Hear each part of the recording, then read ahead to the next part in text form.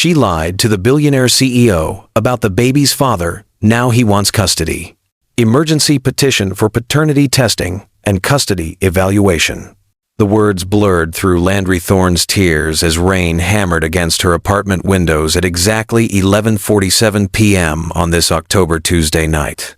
Her hands trembled so violently the legal documents, 8 ounces of paper that felt like they weighed 800 pounds, nearly slipped from her grip.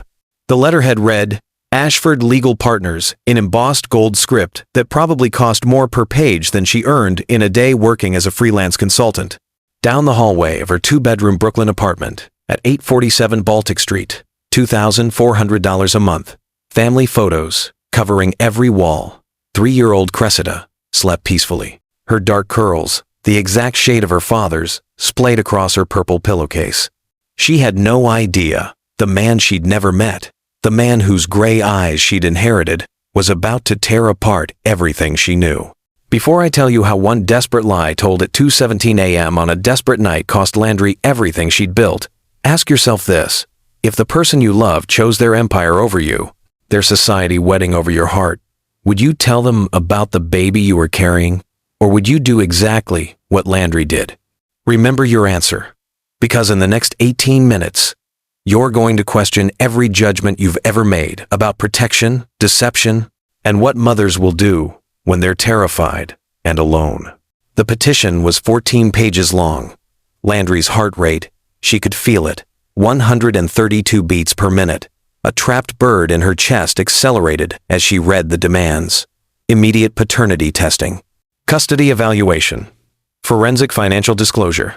The estimated legal costs if she fought this? $850,000. Her annual income as a freelance consultant? $127,000. The mathematics were brutal and clear. Billionaire Cale Ashford, worth $3.7 billion according to the Forbes list she'd stopped looking at years ago, had deployed an army of investigators to unravel a deception that began with a single email. 43 words sent at 11:23 p.m. on the 12th of February 2022 from a hospital room where she'd just given birth alone. She'd been lying for 1,461 days. And now, the truth was coming. If you're still watching, you already sense that Landry's not the villain here. She's a mother who made an impossible choice in an impossible situation.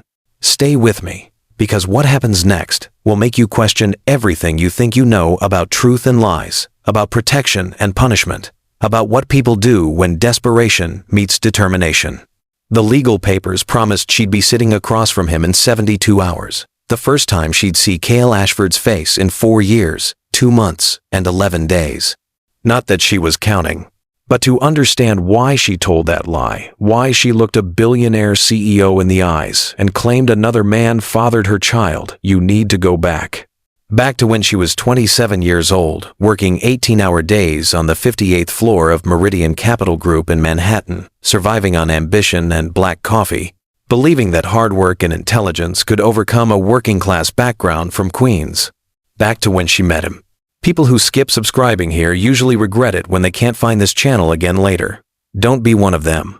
Subscribe now while you're thinking about it, or comment below and tell me why you think this story about sacrifice, survival, and impossible choices doesn't deserve 30 seconds of your time. I'll wait. January 2021, 4 years earlier. The glass-walled conference room on the 58th floor of Meridian Capital had floor-to-ceiling windows overlooking Manhattan's financial district. Landry stood there at 8:47 a.m. on a Tuesday morning, wearing a charcoal gray suit she'd purchased on sale at Nordstrom Rack for $347, her best professional armor. She was 27 years old, a junior analyst earning $89,000 a year. Good money, but not wealthy. Not even close to wealthy in a world where the men in this building measured their worth in hundreds of millions. She'd clawed her way here from Queens, from a neighborhood where most people she grew up with never left, from a 2-bedroom apartment where her mother still lived, still worked double shifts as a hospital nurse. Meridian Capital represented everything Landry wanted: prestige, security, a chance to prove she belonged in rooms where decisions worth hundreds of millions got made. The door opened at 8:52 a.m. Cale Ashford walked in, and the air pressure in the room changed. He was 35 years old, already worth $2.1 billion from Ashford Digital Ventures, the company he'd built that revolutionized digital finance infrastructure. Dark hair with just enough gray at the temples to suggest he'd earned his fortune through intelligence, not luck. Steel gray eyes that seemed to catalog everything in seconds. 6 feet 2 inches tall, wearing a navy Tom Ford suit that probably cost more than Landry's monthly rent. "You're the lead analyst on the acquisition?" His voice was deeper than she'd expected from the interviews she'd watched online, preparing for this meeting. Landry Thorne. Yes. She extended her hand. Professional, confident, giving nothing away. His handshake was firm, brief, but something happened in that 3-second contact. A recognition she couldn't name. A shift she'd spend years trying to forget. This meeting would change everything, though neither of them knew it yet. The deal was a $427 million fintech acquisition. Meridian Capital, partnering with Ashford Digital Ventures to absorb a struggling payment processing company with valuable infrastructure. Landry had been assigned as lead analyst because she'd written a 47-page report on fintech vulnerabilities that had impressed her managing director.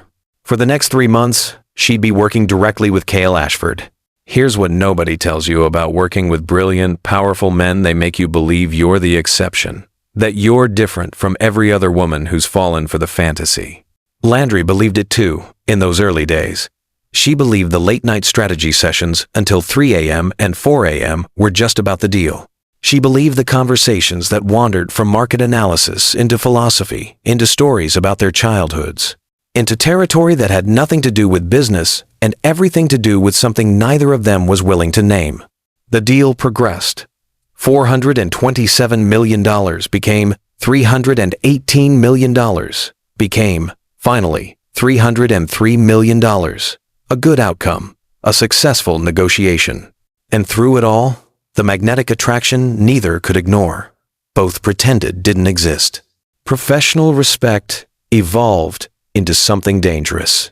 Landry's internal conflict was constant. This could destroy her career. Office romances between analysts and clients were forbidden. But more than that, there was something Cale hadn't mentioned in those late-night conversations. Something everyone at Meridian Capital knew from the business press coverage. Cale Ashford was engaged to Tinsley Beaumont, senator's daughter, media empire heiress. Her father controlled news outlets across 3 continents, with political connections reaching into Congress. The wedding was scheduled for May 2021, 3 months away. You probably already see where this is heading. But trust me, you don't know the half of it yet. The next part is why you clicked on this video. Because what happened on Friday, the 19th of March 2021, after they closed the deal after champagne celebration in his penthouse office overlooking the Manhattan skyline, after 8 weeks of magnetic tension finally broke, that's where the bomb started ticking. The 19th of March 2021 arrived with spring rain and a signed acquisition agreement. The deal closed at 3:37 p.m. $303 million. Success for both firms. Landry had delivered exceptional analysis, identified risks others missed, structured terms that protected Meridian's interests. Her managing director sent an email at 3:41 p.m. Outstanding work. Promotion discussion next quarter. Cale's assistant called at 4:15 p.m. Mr. Ashford requests your presence at his office for a celebration. 7 p.m. tonight. Penthouse level. Landry knew she shouldn't go. Knew this was the moment to maintain professional boundaries, to accept the victory, and walk away clean. She went anyway. His penthouse office occupied the entire 67th floor of the building. 14,000 square feet with wraparound windows, showcasing Manhattan like a kingdom spread at his feet. Champagne waiting. Just the two of them. "We did it," Cale said, pouring Dom Perignon that cost $450 a bottle into crystal flutes. "You did it. I just ran the numbers. You did more than that. You saw the vulnerabilities in their infrastructure before anyone else. Saved us from a disaster." He handed her the champagne. Their fingers touched. That same electric recognition from their first handshake, but stronger now, undeniable. If you've ever worked with someone who made you question every boundary you'd set for yourself, you know exactly what Landry was feeling in that moment. The champagne was just an excuse. The celebration was just a reason. What happened next was inevitable from the moment they met. The affair began at 8:47 p.m. on the 19th of March, 2021. 8 weeks of stolen moments. Hotel rooms in the afternoons when Cale could slip away from board meetings. Her apartment in Brooklyn on weekends when he claimed business travel. Text messages that said nothing and everything. The kind of relationship that exists in shadows, that feels more real than reality because it's stripped of everything except the connection between two people who recognize something in each other. These 8 weeks would be the happiest of Landry's life and the foundation of her greatest regret. Cale made her feel seen, not as a junior analyst from Queens trying to prove she belonged, but as someone whose thoughts mattered, whose perspective was valuable, whose presence he craved beyond logic or reason. He told her about the pressure of running a company, about the loneliness of wealth, about growing up with a father who measured worth only in dollars and deals. She told him about her mother working double shifts, about the scholarship to NYU that changed her life, about feeling like an imposter in rooms full of people who'd inherited their confidence along with their trust funds. "You don't belong in those rooms," Cale said one Saturday afternoon in May, lying in her bed in Brooklyn, spring sunlight streaming through cheap curtains. "You surpass them. They're playing with inherited pieces. You built your own board." That was the 12th of May, 2021, 2 days before everything ended. Stop for a second. I know what you're thinking. She knew he was engaged. This is her fault. But here's what you need to understand. When someone makes you feel truly seen for the first time in your life, morality becomes a lot more complicated. If you're still watching, you're not the kind of person who sees the world in black and white. You understand that Raphael's offer, however deceptive, came from a place of genuine protection. The meeting was scheduled for Friday, the 14th of May, 2021, at 6:30 p.m. Same penthouse office where everything began. Same champagne waiting, but this time untouched. Cale's face, when Landry arrived, told her everything before he said a word. "I need to talk to you." His voice was different, distant, the voice of a CEO, not a lover. Landry knew. Women always know, but she let him say it anyway. The wedding to Tinsley is moving forward, June 5th, 3 weeks from now. Silence filled the space between them. Manhattan glittered below them. "I thought." Landry started, then stopped. What did she think? That he'd call off a wedding to a senator's daughter for a junior analyst from Queens? That love conquered practical reality? The engagement was arranged 5 years ago. 2016. Our families. He paused, choosing words carefully. Tinsley's father controls media outlets across 3 continents. Political connections that reach into Congress. Without the Beaumont alliance, my company is vulnerable. Partnerships worth $1.8 billion at stake. So you're choosing the empire. Landry's voice was steady. She'd give him that she wouldn't cry in front of him. "I care about you, Landry, but this is bigger than what I want. I understand." And the terrible thing was, she did understand. She understood exactly how much her working-class love was worth compared to a media empire and political connections. The mathematics were clear. She walked out at 6:47 p.m. on the 14th of May, 2021. Didn't look back. Didn't make a scene. Just left with her dignity intact and her heart in pieces. Research shows that 73% of people who've been in secret relationships say the end came not with anger, but with quiet acceptance. Landry was in that 73%. Walking out of that office was the easy part. What came 3 weeks later would test her in ways she never imagined.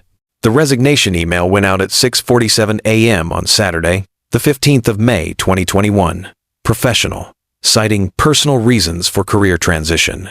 No drama, no final conversation. Clean break. Landry moved to a smaller apartment in Brooklyn, $1,850 a month, nothing like her previous place, but cheaper. Started working as a freelance consultant. Avoided every restaurant, every coffee shop, every street corner that might remind her of those 8 weeks. Manhattan became enemy territory. She didn't call him, didn't text, blocked his number, deleted every photo, every email, every trace of him from her digital life. If you're going to end something, end it. Completely. 3 weeks passed. The wedding happened, she knew. because she couldn't stop herself from looking at the society page coverage online. Cale Ashford and Tinsley Beaumont, married at a private estate in the Hamptons, 350 guests, Vera Wang dress, coverage in Town and Country magazine. That was the 5th of June 2021, the day he married someone else. The 6th of June 2021 was the day Landry woke up nauseous. If you're still watching, you understand something most people miss. Sometimes the villain isn't the person who lies. Sometimes it's the person who forces someone into a position where lying feels like the only option. This next part is why you stayed. Because what Landry discovered on Saturday, the 6th of June 2021, at exactly 7:23 a.m., changed everything. She'd missed her period. 14 days late. Stress, she told herself. The breakup, the job change, the upheaval of her entire life. Just stress. But when the nausea hit for the third morning in a row, she went to CVS on 5th Avenue at 7 a.m. on a Saturday morning, purchased a pregnancy test for $14.99, came back to her new Brooklyn apartment, and took the test at 7:23 a.m. 2 bright pink lines appeared in 47 seconds. The world realigned in an instant. Pregnant. She was pregnant with Cale Ashford's baby, and he was on his honeymoon.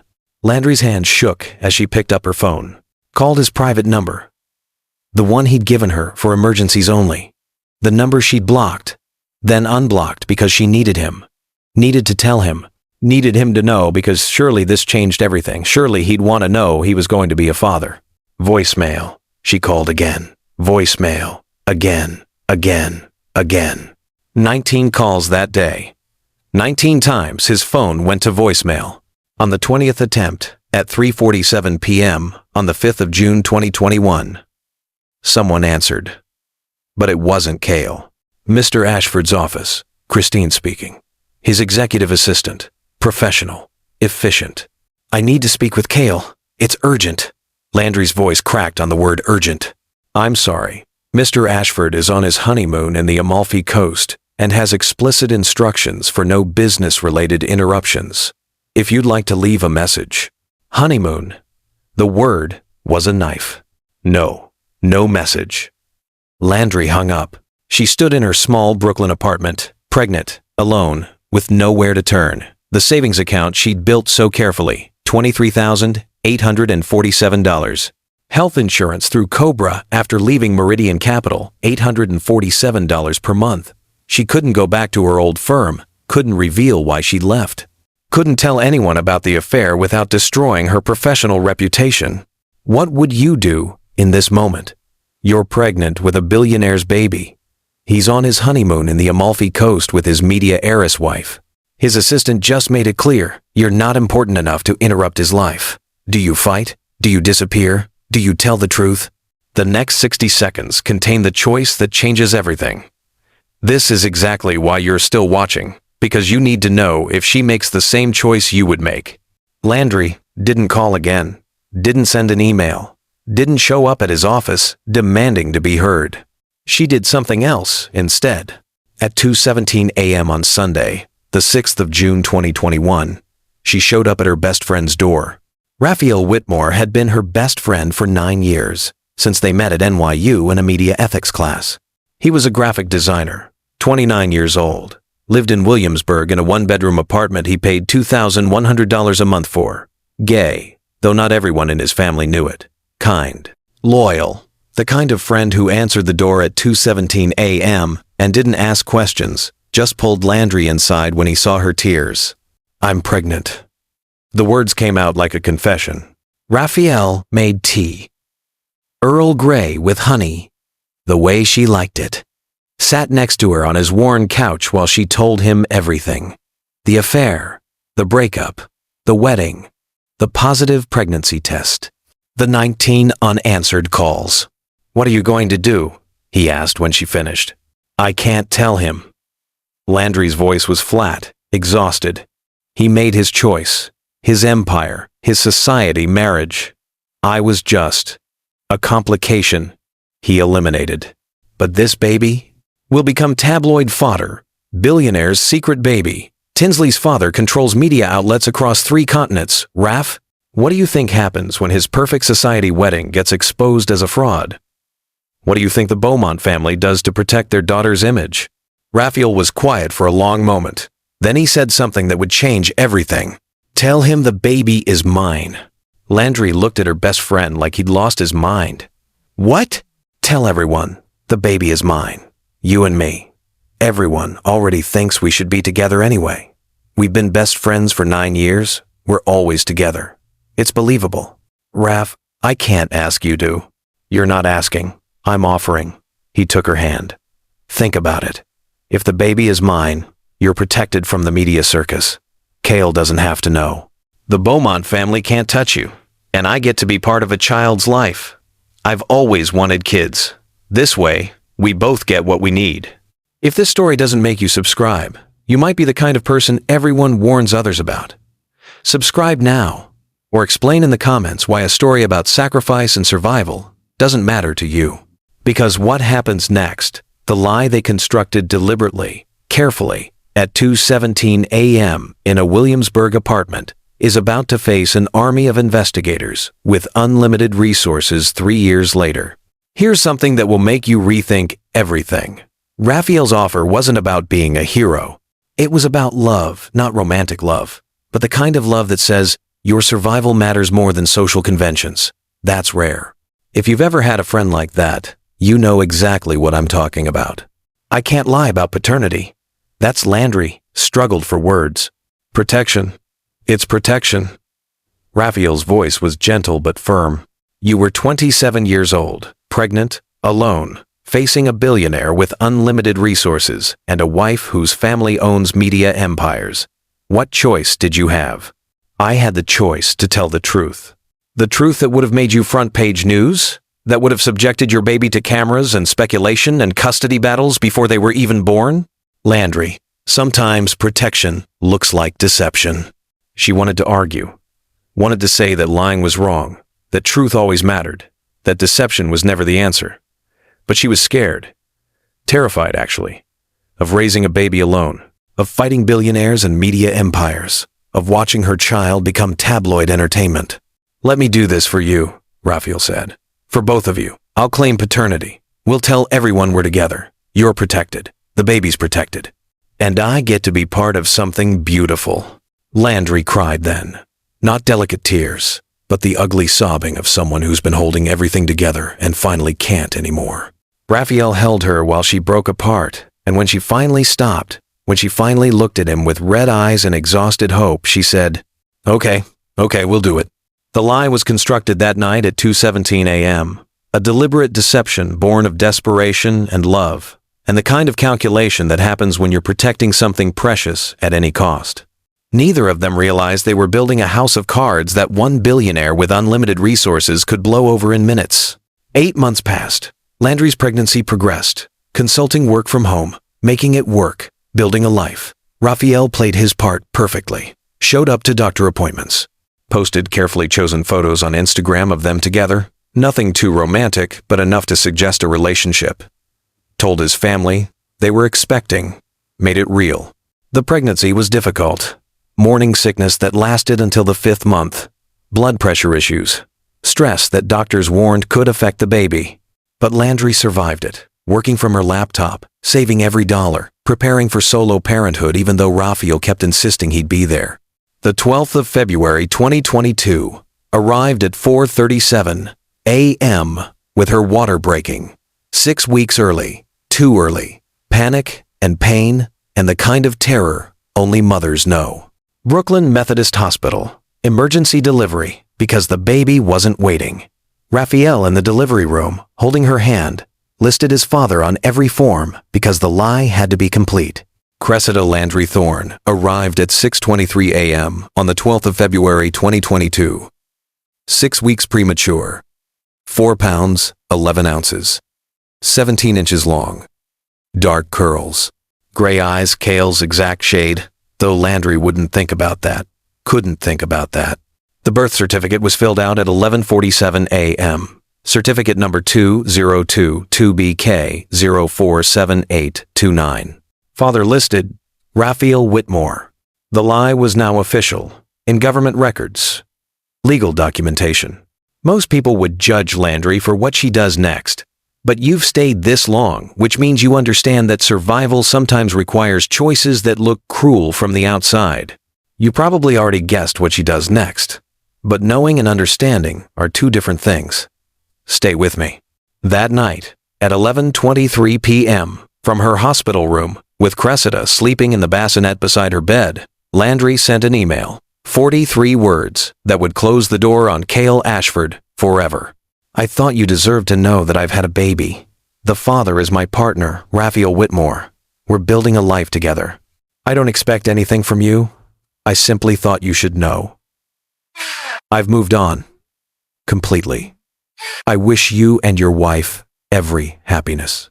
She hit send at 11:23 p.m. No response came for 3 days. Then, on the 15th of February 2022, at 2:47 p.m., a single line. Congratulations. I wish you both well. The door closed. The lie complete. 3 years passed. According to family law experts, approximately 11,000 birth certificates in the U.S. each year list the wrong biological father. Some are mistakes. Most are deliberate. Landry's was both a mistake born of desperation, deliberate in its execution. Those 3 years were good years. Difficult, but good. Landry rebuilt her consulting career, worked from home, while Cressida grew from a premature infant into a laughing, curious toddler. Income stabilized $127,000 by year 3. Not wealthy, but stable. Raphael was there constantly. Not living with them, but present. Uncle Raph to Cressida. Loving, devoted, exactly the kind of chosen family that matters more than biology. He had a boyfriend, Julian Martinez, relationship official for 2 years, but kept that mostly private because the deception required it. Cressida's first word, book. First steps at 11 months. First birthday with dinosaur cake, because she was obsessed with dinosaurs. Second birthday with a purple dress she refused to take off for an entire month. Third birthday with a trip to the Natural History Museum, where she stood in front of the T-Rex skeleton and declared, "That's my friend." The lie became comfortable, almost real, almost easy to forget it was a lie at all. Landry dated occasionally, but kept distance. Her heart, too scarred to risk again. Easier to focus on Cressida, on work, on building a safe life in the ruins of the one she'd lost. For 3 years, the lie held perfectly. Then, a random Saturday afternoon in July 2025 inches Central Park destroyed everything. If you're still here, you already know this can't last. You can feel the disaster coming. That instinct you have? Trust it. The next part is worse than you imagine. And it starts with a perfect summer day, duck pond near the 72nd Street entrance, and a voice from behind that made Landry's blood freeze. The 13th of July 2025, Saturday. 2:34 p.m. Central Park was perfect that afternoon, summer sunshine. Families everywhere, the kind of day that makes you forget anything bad exists in the world. Cressida was 3 years, 5 months old now, running ahead to feed the ducks by the pond, chattering endlessly about whether ducks preferred bread or lettuce. "Mommy, the sign says bread is bad for ducks. We should have brought lettuce."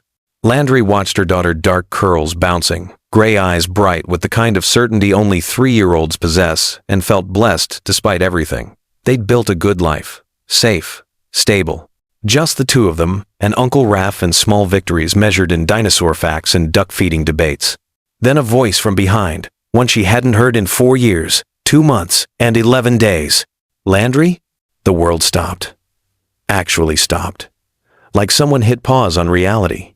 She turned slowly, knowing before she saw him, knowing from the way her body recognized his voice, even after 4 years of silence. Cale Ashford stood 3 feet away, wearing dark jeans and a simple button-down shirt, looking older than she remembered, lines around his eyes. Weariness that wealth couldn't erase, but still devastatingly handsome, still commanding presence that made everyone else fade into background noise. His eyes found Cressida immediately. Recognition dawned across his features like watching sunrise accelerate. The gray eyes, his exact shade, The way she tilted her head when concentrating his gesture, one he did constantly during strategy sessions. Dark curls. Landry had seen his childhood photos during those 8 weeks together, knew exactly what he looked like at 3 years old. "Mommy!" Cressida came running over, oblivious to the tension crackling in the air. "The ducks ate all the lettuce. Can we get more?" She noticed Cale then, looked up at him with those gray eyes that were unmistakably his. "Hi, I'm Cressida Landry Thorne.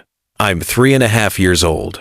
Studies show people who don't subscribe to channels that move them emotionally have 73% less empathy.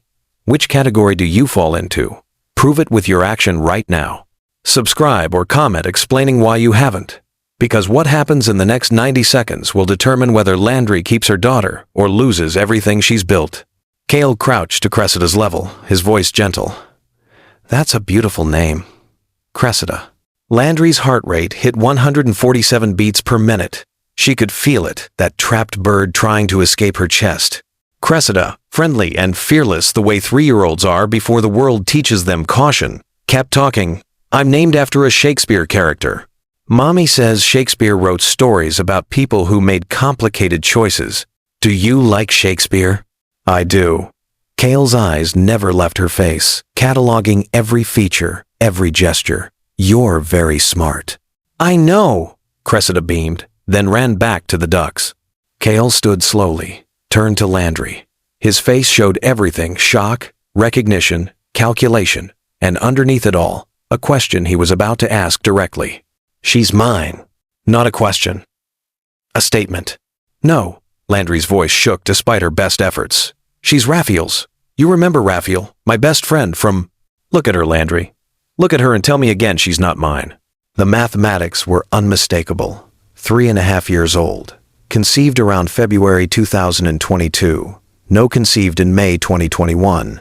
Born February 2022. 6 weeks premature. Right after his wedding.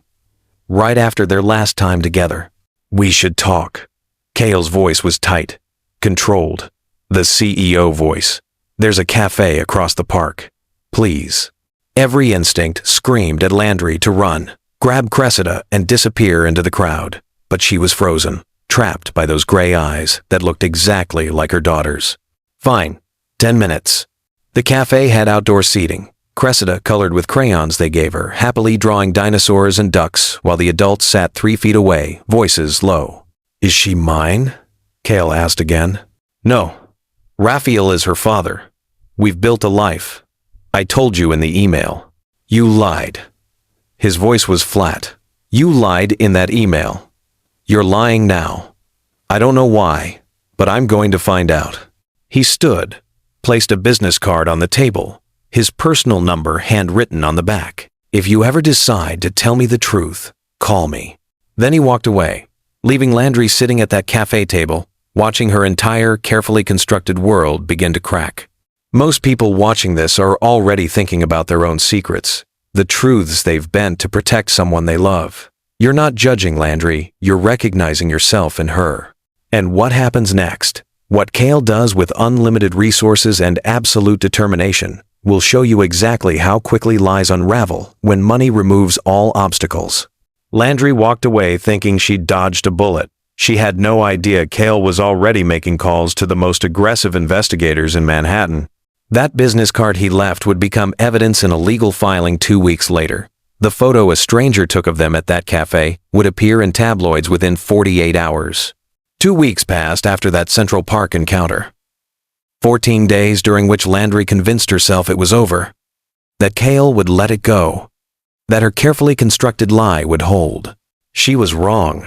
On the 15th of July, 2025, at 7:47 a.m., Landry woke up to 17 text messages, all from friends, all linking to the same tabloid article. The headline, "Tech Billionaire's Secret Love Child? Cale Ashford, spotted with mystery woman and daughter, who bears striking resemblance." The photo was crystal clear. Landry and Cale at that cafe in Central Park, Cressida coloring in the foreground. Side-by-side comparison, Cale's gray eyes, Cressida's gray eyes. The resemblance undeniable to anyone looking. The article speculated wildly. Former employee? Secret relationship? Who was the mother? Why had this been hidden? The comments section exploded, hundreds of people analyzing Cressida's features, comparing them to Cale's public photos from childhood. Landry's phone rang at Ada. Treo TVM. Raphael. Have you seen it? His voice was tight. I'm looking at it right now. Landry, we need to talk. I received something this morning. Her blood went cold. What? Legal papers, hand-delivered by a process server at 7 a.m. I'm coming over. He arrived 37 minutes later carrying a manila envelope that felt like it contained the end of the world. Emergency petition for paternity testing and custody evaluation. Filed by Ashford Legal Partners. 14 attorneys listed on the case. The petition was 47 pages detailing every reason Cale Ashford had legal standing to demand paternity testing and seek custody arrangements. But attached to the petition was something worse. A 127-page investigative report. Not subscribing after this moment means you're okay with missing life-changing stories like this one. Is that really who you are? Subscribe now or comment below explaining why you don't think this matters. Because what's in that report, what Cale's investigators discovered in just 5 days, is about to destroy every lie Landry told. Landry read the report with shaking hands while Raphael paced her small living room. Cressida was at preschool, thank God. She couldn't witness this. The investigators were thorough. Brutally thorough. Page 12. Raphael Whitmore's dating history. Grindr account active throughout the entire relationship with Landry. 847 posts on Instagram from boyfriend Julian Martinez, many featuring Raphael. The relationship officially public for 2 years, though they'd been together longer. Page 23. Witness statements.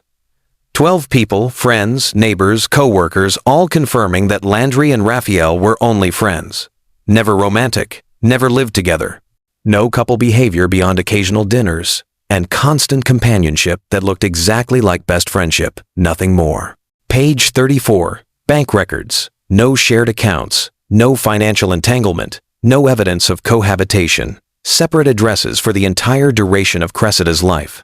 Page 67. Social media analysis.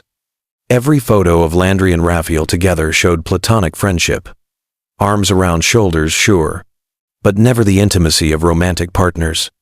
No couple photos. No romantic vacation. Nothing. Page 89.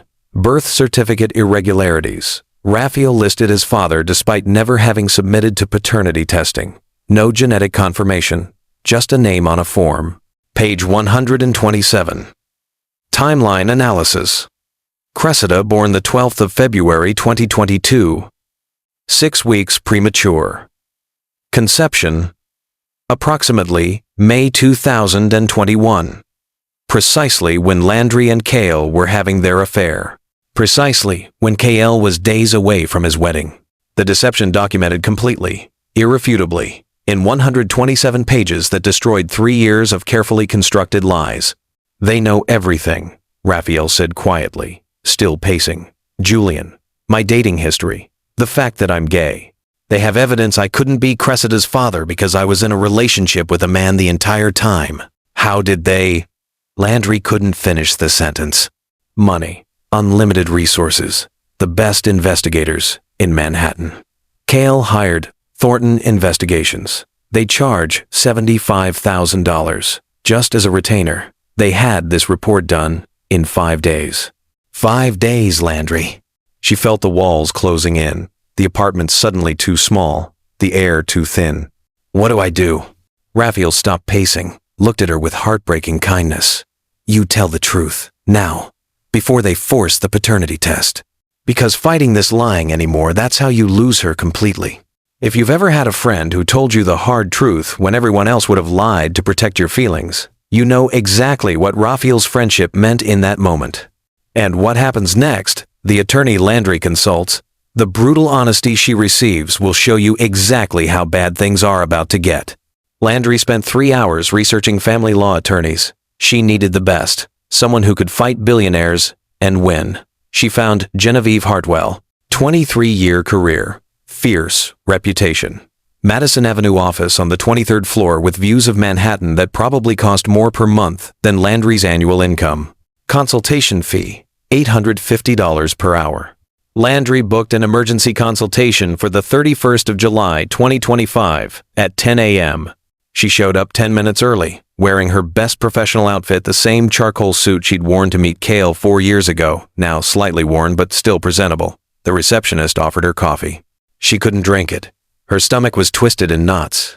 Genevieve Hartwell was exactly what Landry expected. Sharp features, steel gray hair, cut precisely at her shoulders, eyes that missed nothing. She read through the petition and investigative report in silence for 17 minutes while Landry sat across from her desk, hands clasped, trying not to cry. Finally, Genevieve looked up. "Tell me the truth. Is Cale Ashford Cressida's biological father?" "Yes." "Did you knowingly falsify the birth certificate?" "Yes." "Did you deliberately conceal the pregnancy from him?" Landry hesitated. He was on his honeymoon. He was unreachable. "I tried." "Did you tell him definitively, in writing or verbally, that you were pregnant with his child?" Silence. "I'll take that as a no." Genevieve's voice wasn't unkind, just factual. "Here's your situation. You're in serious legal trouble." She laid it out with brutal clarity. Courts take parental alienation extremely seriously. Falsifying a birth certificate can result in criminal charges. Deliberately keeping a child from their biological parent for 3 years, that's not going to look good to any judge. "But he abandoned me. He chose his empire, his society marriage." You cannot punish someone for not knowing information you deliberately concealed. Genevieve's words were sharp, surgical. A judge will see that you not only concealed the pregnancy, but falsified legal records for 3 years. And with Cale's unlimited resources, this is unwinnable through litigation. The mathematics she presented were devastating. Estimated legal costs, if Landry fought, $850,000 minimum. Timeline: 18 to 24 months of court battles. Emotional toll on Cressida: catastrophic. "What about his wealth disparity?" Landry asked desperately. "I read that courts consider."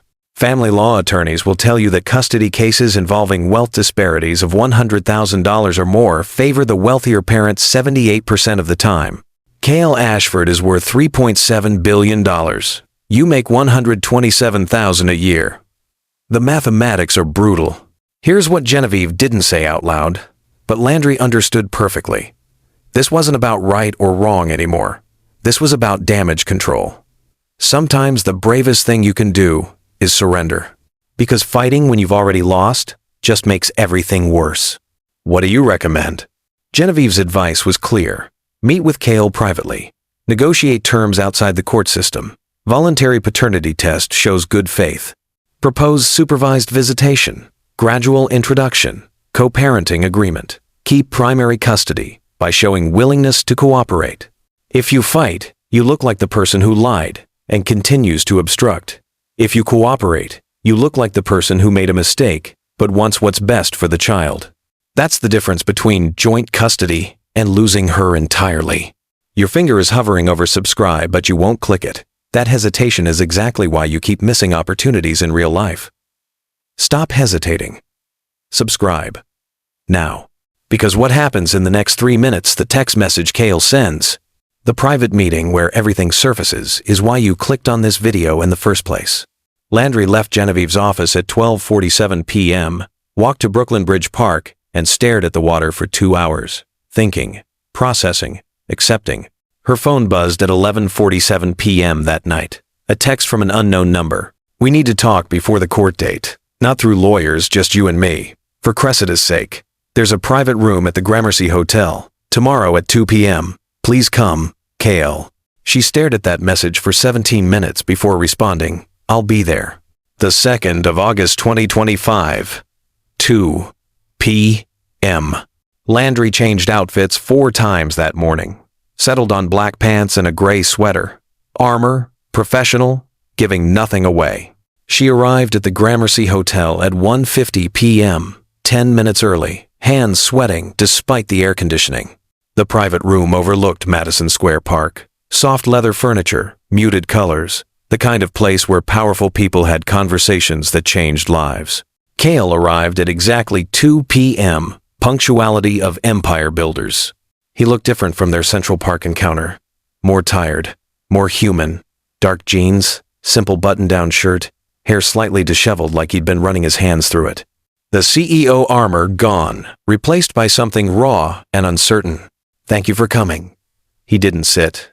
Neither did she. They stood an arm's length apart, like boxers before a match. "Your investigators were thorough." Landry's voice was steady. She'd give him that. "I needed to understand. I needed." He stopped, started again. "I need to understand why. Not why you didn't tell me initially. I think I understand that. But why lie about paternity? Why, Raphael?" The question hung between them. Landry took a breath. "I was 27 years old, pregnant, and alone. You were on your honeymoon in the Amalfi Coast. Your assistant made it clear I wasn't important enough to interrupt your life. I called you 19 times that day. 19. And on the 20th call, I was told you were unreachable." Cale's face showed pain. Actual pain. "I didn't know. Christine never." He stopped. "She never told me you called." "Would it have mattered if she had?" "Yes." The word came out fierce. "Of course it would have mattered. You married her anyway. You chose your empire, your political connections, your partnerships worth $1.8 billion. You chose everything except me." Landry's anger surfaced, hot and bitter. "What did you expect me to do? Become front-page news? Let my baby become tabloid entertainment? Billionaire's secret love child. Let the Beaumont family, whose media empire spans 3 continents, use their power to take my daughter.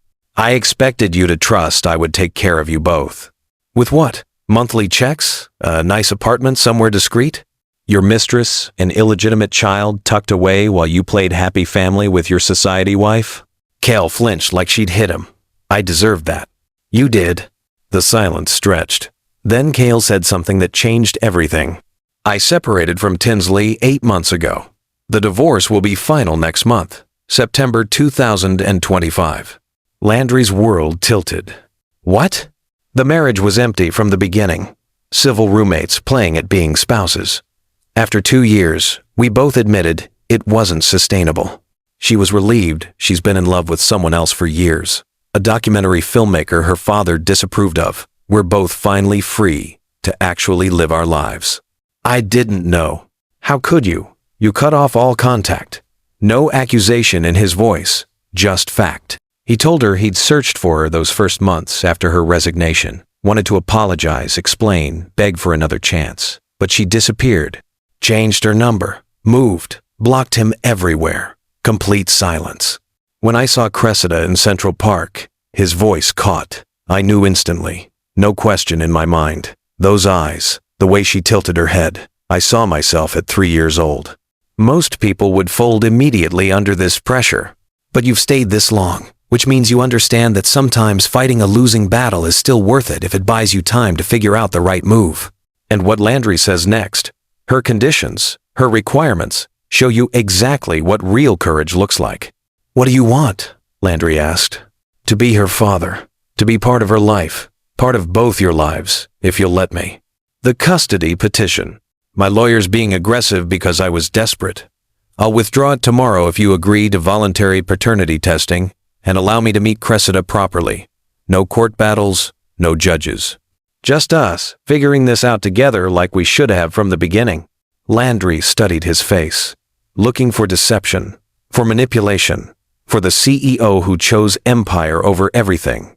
She saw only exhaustion and desperate hope. "She asks about her father sometimes," Landry said quietly.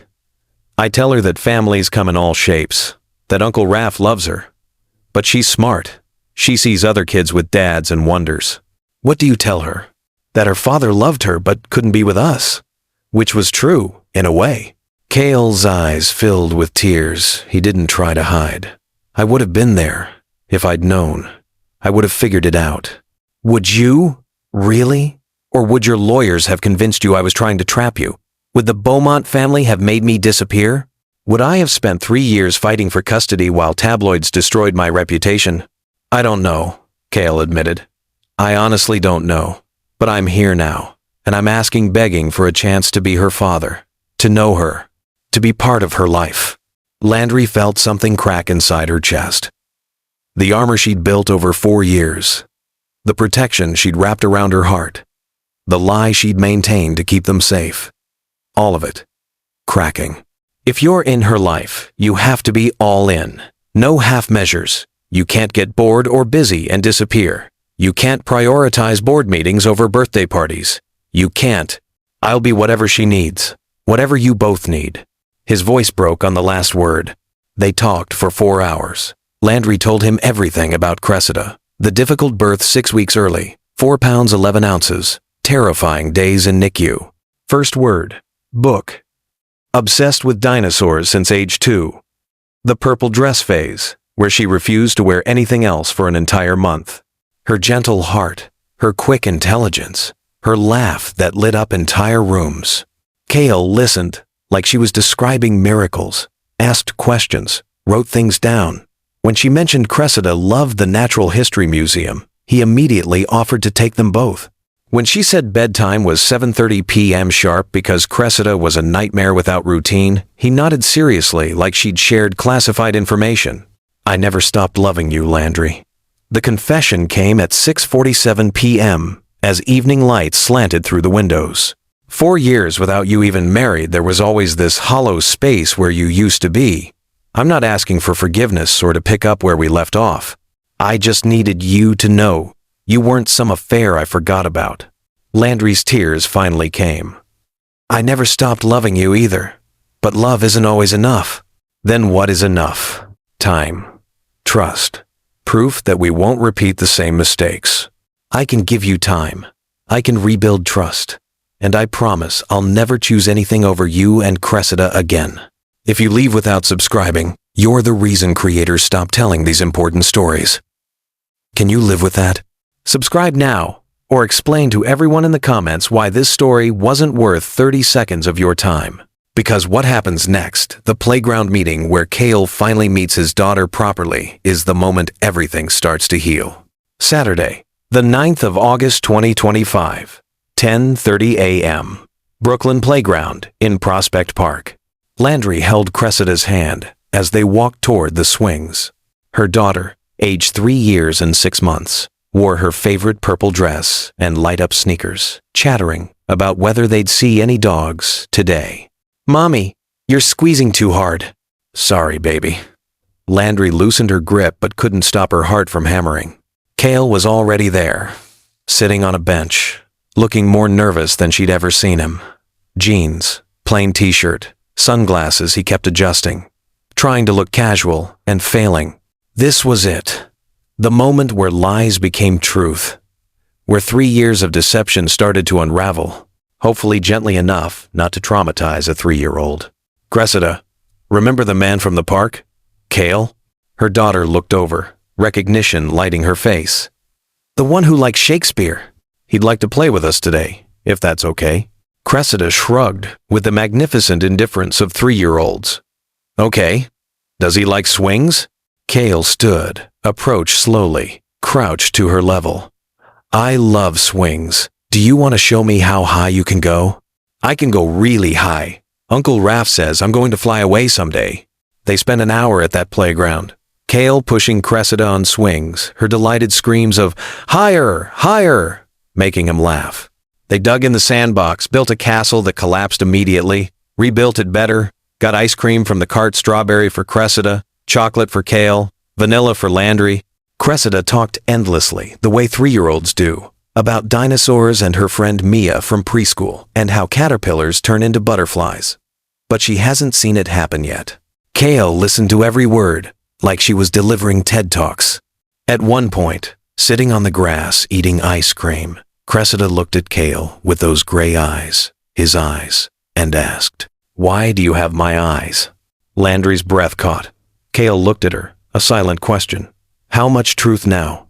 Because, Landry said carefully, sometimes people have the same features, like how you and I both have dark curls.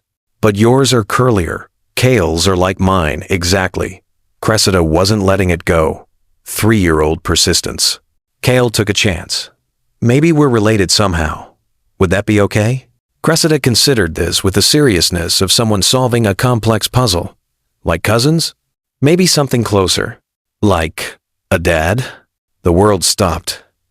Landry's heart stopped.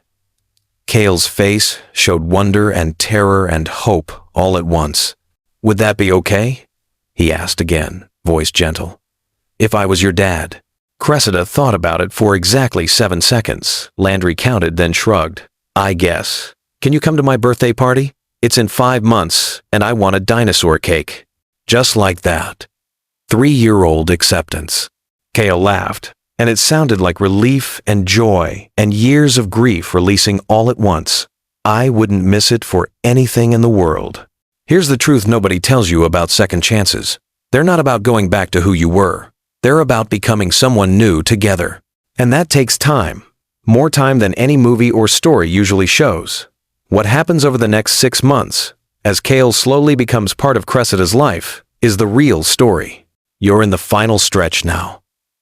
If you've made it this far, you deserve to see how this ends. And I promise you, the resolution is more complex and more satisfying than you're expecting. Because what happens 6 months later, on Christmas Eve, will show you what real family looks like. 6 months passed. August turned to September, turned to October, November, December. Gradual integration. That's what Genevieve called it. Supervised visits that became regular visits. Wednesdays, Saturdays, Sundays. KL seeing Cressida 3 times a week. Building trust, slowly, carefully. Dinosaur museums. Aquarium visits. Cooking together in his penthouse kitchen. Cressida standing on a stool, helping make pancakes that turned out lumpy and perfect. Bedtime stories over FaceTime, when he couldn't be there in person. The paternity test came back in mid-August. 99.97% probability. Official, legal, irrefutable. Kale withdrew the custody petition the same day. Filed for joint custody instead. Terms negotiated between him and Landry without lawyers, without courts. They figured it out like adults who both loved the same child more than they loved being right. Cressida adapted with the resilience of children. Sometimes she called Kale by his name. Sometimes Kale Dad. Sometimes just Dad. When she forgot to think about it. He answered to all of them with equal joy. Raphael remained Uncle Raph, the chosen family that mattered more than biology. Julian became part of Cressida's world too, Uncle Julian, who taught her to draw and brought her chocolate croissants on Sundays. The 24th of December, 2025. 6 p.m., Christmas Eve. Kale's penthouse was transformed. A 12-foot Christmas tree dominated the living room, decorated with ornaments Cressida had chosen herself, mostly dinosaurs. Lights everywhere. Magic. Tonight was special. First overnight visit. First time all of them, Landry, Cressida, Kale, and Raphael, would be together for a full evening. A blended family that made no traditional sense and perfect sense simultaneously. Cressida pressed her face against the floor-to-ceiling windows on the 67th floor, eyes wide. "Mommy, I can see the whole world from here." Not quite the whole world, baby, but a lot of it. Dinner was surprisingly easy. Kale cooked, he'd learned, these past months, taking online cooking classes because he wanted to make Cressida's favorite meals. Tonight, chicken tenders, her request, roasted vegetables, his compromise, and chocolate cake for dessert. Conversation flowed. Jokes, stories, the kind of comfortable interaction that comes from months of effort, of choosing kindness over grudges, of putting a child's well-being above adult pride. Raphael and Kale had developed genuine friendship, bonding over protecting Cressida, over shared love for someone who mattered more than their complicated history. They talked about art and business and whether dinosaurs had feathers, a debate Cressida always won.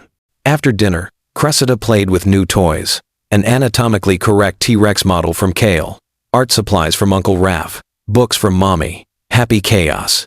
Then she looked up from her dinosaurs and asked the question they'd all known was coming. "Kale, are you my real daddy?" The room went silent. Landry and Kale exchanged glances. They'd discussed this moment, planned for it, knew it was inevitable. But planning and experiencing are different things. Kale crouched to Cressida's level, 3 years and 10 months old now, old enough to understand some things, but young enough that the truth needed gentle shaping. "Yes, sweetheart, I am." Cressida processed this information with the seriousness it deserved. "Why didn't I know before?" Landry joined them on the floor, tears already forming. Because grown-ups sometimes make mistakes when they're scared. I was scared, so I didn't tell you the truth right away. But Cale is your daddy, and he loves you very much. So Uncle Raph isn't my daddy? Raphael, voice thick with emotion, added, I'm not your biological daddy, but I'll always be your Uncle Raph who loves you. Cressida thought about this. You could see her processing, sorting information the way 4-year-olds do, concrete, direct, surprisingly wise. Can I have 2 daddies? A biological daddy and an Uncle Raph daddy? The adults laughed through tears. Yes, baby, you can have both. Then, with the devastating accuracy of children, Cressida asked, Does this mean you and Mommy are going to get married? The complicated silence that followed was answer enough. Cale handled it gently. Your mom and I are still figuring things out, but no matter what happens between us, we both love you more than anything. Landry added, Nothing will ever change that. Cressida, satisfied with this answer, returned to her dinosaurs. Crisis resolved in her 4-year-old mind. The adults remained on the floor, emotionally wrecked, marveling at her acceptance. Later, after Cressida fell asleep in the guest bedroom Cale had designed specifically for her purple walls, glow-in-the-dark stars on the ceiling, shelves full of dinosaur books. Landry and Cale stood alone on the balcony. Manhattan glittered below them, cold December air, the city that had witnessed their beginning, their ending, their complicated rebuilding. I meant what I said 6 months ago, Cale said quietly. I never stopped loving you. I know. I never stopped loving you either. But love isn't always enough. Then what is enough? Time, trust, proof that we won't repeat the same mistakes. Cale nodded. I can give you time. I can rebuild trust.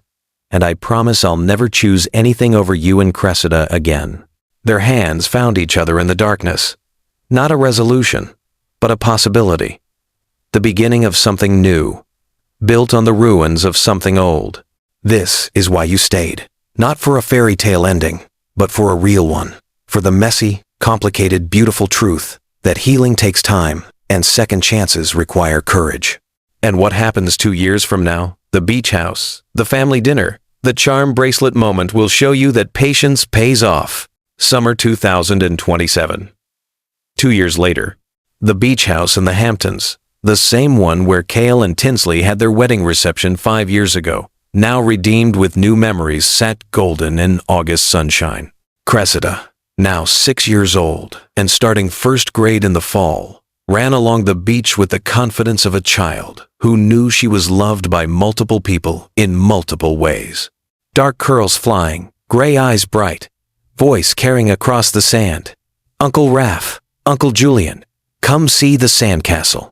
She split her time evenly now, Sunday through Tuesday with Landry, Wednesday through Saturday with Cale. Both homes felt like home. No confusion, no resentment. Just a child with 2 houses, 2 bedrooms, 2 sets of adults who coordinated schedules and showed up to school events together and made it work. The lie that almost destroyed them had become part of her story.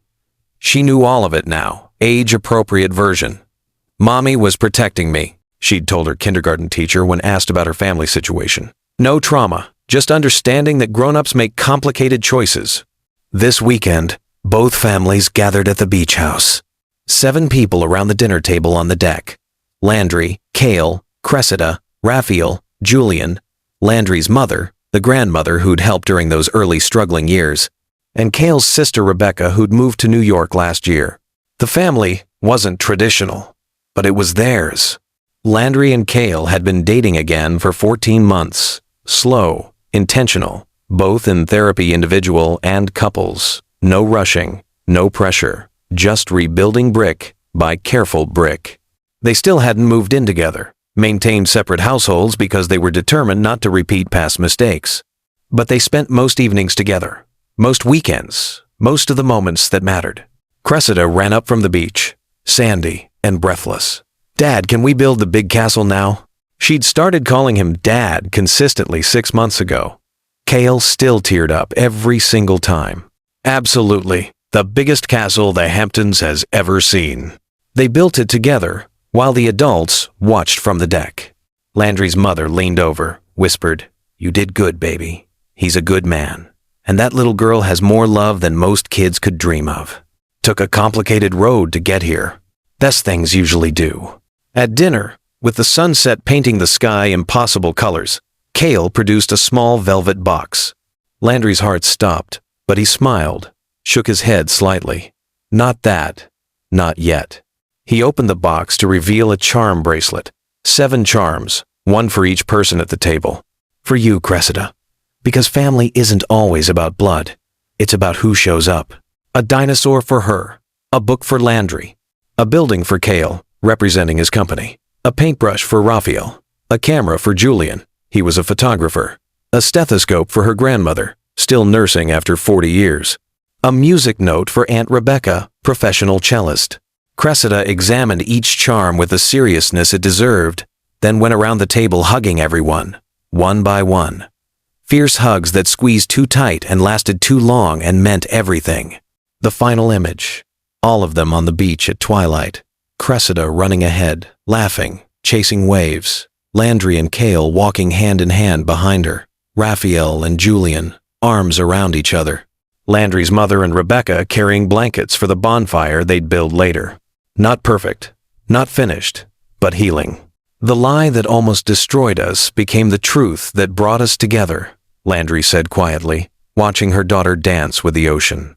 Not because lying was right, but because even from deception, love can grow if you're brave enough to face the truth and patient enough to rebuild what was broken. Cale squeezed her hand. We're building something better than what we had. Something real. Something that includes a 6-year-old who thinks she invented the concept of blended families. They laughed. The sound carried across the beach, mixing with Cressida's delighted shrieks and the crash of waves and the conversation of people who'd chosen each other, deliberately, consciously, with full knowledge of how complicated love could be. This isn't the ending you expected when we started 22 minutes ago. You thought this would be about custody battles in courtrooms and someone winning while someone lost. But it was always about something bigger. What we're willing to sacrifice for love. What we're willing to rebuild when we finally tell the truth.